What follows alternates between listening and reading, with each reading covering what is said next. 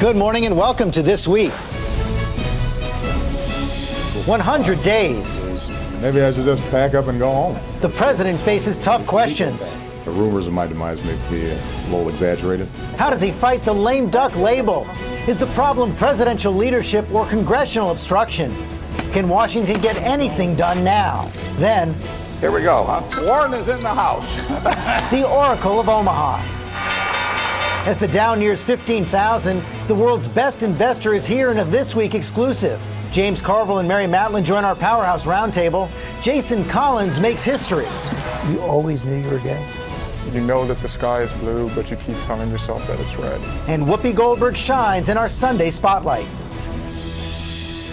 From ABC News, This Week with George Stephanopoulos.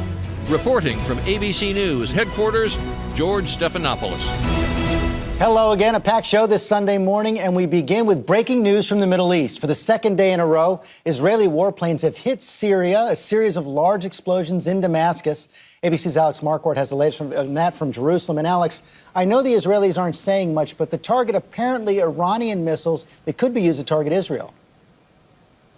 Good morning, George. That is reportedly one of the targets. Israeli officials, as you say, really aren't saying anything, which, of course, is pretty much standard operating procedure after an operation like this. Just moments ago, Syria said that Israel struck 3 military targets inside Syria, including an airport and what we believe is an arms depot on a mountain that overlooks Damascus. Now, if confirmed by Israel, this would be the second set of airstrikes inside Syria in the past few days, just in the past 48 hours. On the night from Thursday to Friday, Israel is believed to have targeted a shipment of long-range Iranian-made ground-to-ground missiles bound for the Lebanese militant group Hezbollah. Now, Syria has just released a statement accusing Israel of collaborating with what they call the al-Qaeda-linked group Jabhat al-Nusra.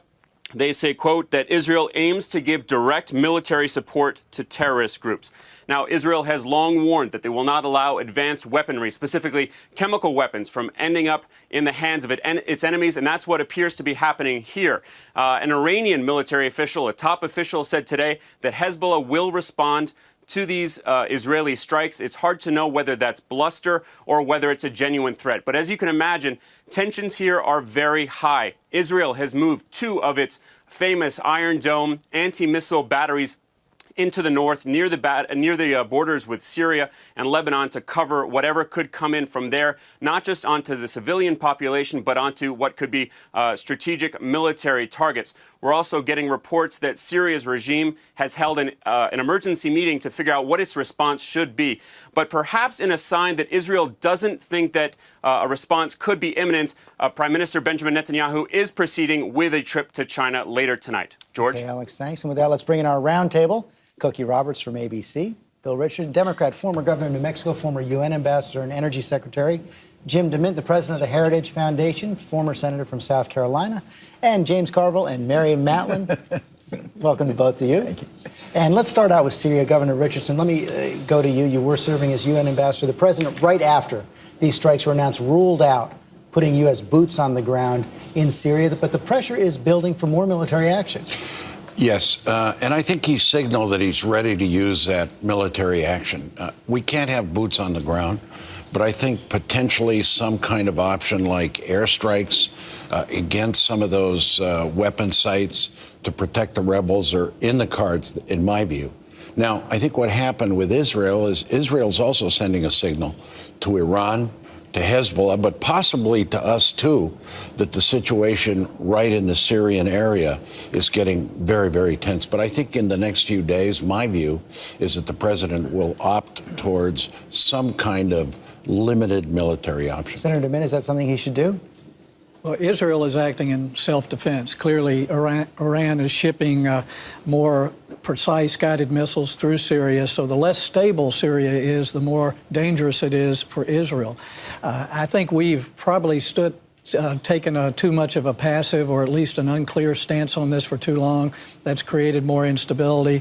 I think the president needs to make it clear what we will do, and he's already tried to do that with his bright red line, which he hadn't followed through on. So I don't know what his steps should be right now, but clearly his indecisiveness has destabilized and probably brought Israel into this. Clearly, also, though, Koki, the public not rushing for and military that is a huge problem. Look, the president doesn't know what to do, and neither does anybody else. And so what you have is a lot of people criticizing the president for doing nothing, and then when you ask them what should happen, they kind of dance all over the place.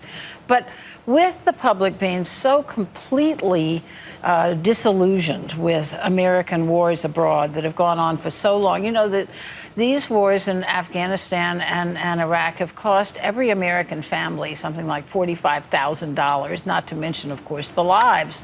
And it really takes a whole foreign policy option off the table when Americans say that they don't want to have our troops engaged in another war. And that's a problem because we need to have every single option available in a very dangerous world. One of the big questions, Mary Mallon, is how effective actually arming the rebels can be and what kind of consequences that could create if those weapons fall into the wrong hands.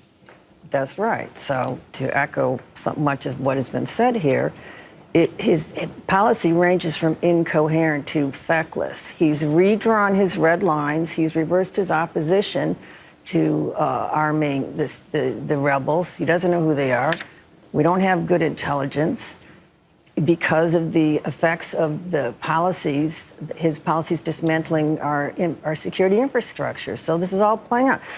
Yes, it is difficult to know what to do in a transitioning region. Something we know not to do is what he has done, which is issue these red right lines and then walk back from them. It's the parental thing. It's weakness every parent knows not to do that. I don't normally do my apologies, but I'm going to play George Will here. And he is talking about dithering, and he and I don't agree on a lot, but we're in the pro-dither caucus. And if you're talking about helping these rebels, you got to understand this is not Patrick Henry and Benjamin Franklin over there that we're dealing with.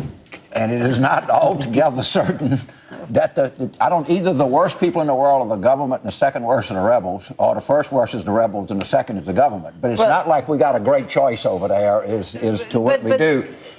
No, that's true. It's a terrible set of choices, and nobody really does know what to do. But what does seem to be happening is that there's a lot of disillusion with the United States in the Muslim world, and that's a problem. It is. No, what I saw a signal by General Idris, who is the head of the rebels, military council, and he basically renounced Al-Qaeda. Now, I know there's questions about that. Well, that clears that up. That was good. So he likes and the Taliban fact that just I fine. think Britain and France are going to start arming the rebels, I think that's a signal. That's some, I won't say cover, but it's a move in the direction of NATO and the president moving. And we're not going to be going And I think alone. he should. And refugees, we have got to do a whole lot more But with the issue here hundreds of thousands is Iran. of refugees. And Syria is almost a distraction here. The weapons moving through Syria because it's completely destabilized. We have to focus on how we can demonstrate our support of Israel and continue the pressure on Iran. Otherwise, we're going to create more problems inside Syria. But Senator, I'll make a point. If my geography is correct, for weapons to get from Iran to Syria, they have to go through Iraq. Overfly. Yeah. But if we had better allies in Iraq, we might be able to do something. If we had better allies in general, this president promised us he would reset his relationship with Russia, which could put pressure on Assad and China. He was going to reset all of our relationships in the world to leverage the power to bring peace. None of that has happened. Iran is the real issue. Weapons have passed to Hezbollah through Syria from Iran and continue to, and will, because we don't follow up on anything we say we're going to do. There are not good options, but there are weak promises invite provocation.